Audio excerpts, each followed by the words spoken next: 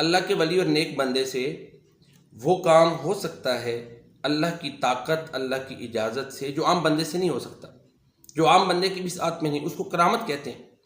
اللہ کے اولیاء کی کرامات برحق ہیں، لیکن ان میں قدرت مرضی اللہ تعالیٰ کی ہوتی ہے۔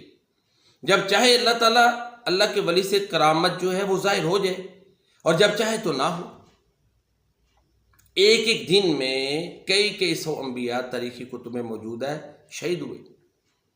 پھر اسی طرح وہ جنہوں نے کھائیاں کھودی تھیں، خندقیں کھودی تھیں، اور نئے مسلمان ہونے والے لوگوں کو ہزاروں کی تعداد میں آگ جلا کر گڑھوں میں پھینک دیا، وہ شہید ہوئے۔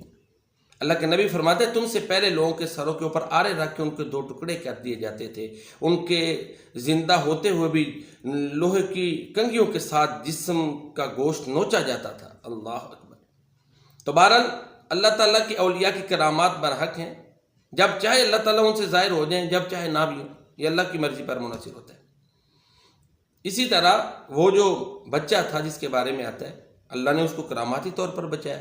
سیدہ مریم، ان کے ہاں عیسیٰ علیہ السلام کی ولادت سیدہ مریم کی کرامت ہے اور عیسیٰ علیہ السلام کا معجزہ ہے۔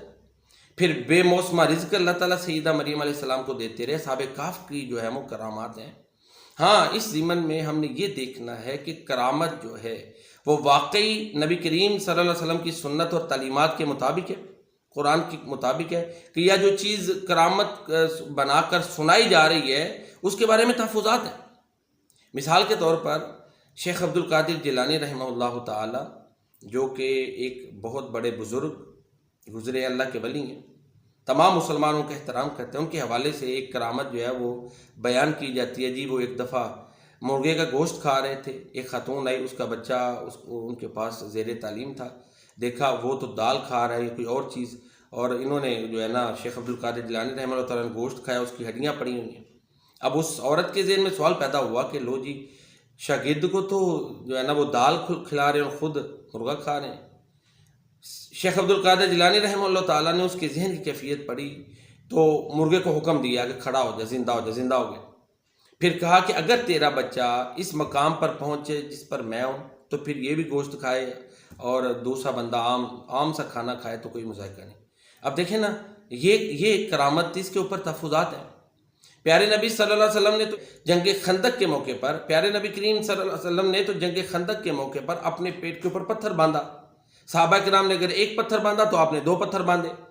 آپ نے تو اس چیز کا اظہار نہیں کیا نا کہ یہ تو فاقے کریں اور میں سر اعلیٰ چیزیں کھاؤں، تو یہ اللہ کے نبی کی تعلیمات کے مطابق نہیں۔ اور پھر اس کے بارے میں تحفظات یہ بھی ہیں کہ یہ جو معذرت سے جن لوگوں نے یہ پیشہ بنایا ہوا ہے پیری مریدی کو، وہ ذہن سازی کر رہے ہیں اس کے ذریعے سے، اور استعمال کس کو کر رہے ہیں؟ شیخ عبد القادر جیلانی رحمہ اللہ تعالیٰ۔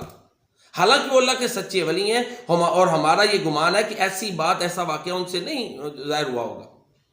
صرف ذہن سازی کرنے کے لیے کہ پیر بڑی گاڑیوں میں پھرے، پیر اعلیٰ قسم کے کھانے کھائے، مرید اس کو نہ پوچھے، اس طرح کی کرامات سنائی جاتی ہیں کرامات بنا کر، تو پھر ان کے بارے میں تو تحفظات ہوں گے نا، پھر لوگ اعتراضات کریں گے۔ اس لیے خدا را وقت کے تقاضوں کو سمجھیں اور اس طرح کے معاملات سے اجتناب کریں، تاکہ کچھ لوگ پتہ ہے نا سوالات اٹھا رہے ہیں ان سے بچا جا سکے۔ اللہ کے اولیاء کی کرامات برحق ہیں، اللہ کے ولیوں کا احترام ضروری ہے، قرآن و سنت کی اتباع ضروری ہے۔ بات صرف اللہ اور اللہ کے رسول کی مانی جائے گی، احترام ہر ایک کا کیا جائے گا۔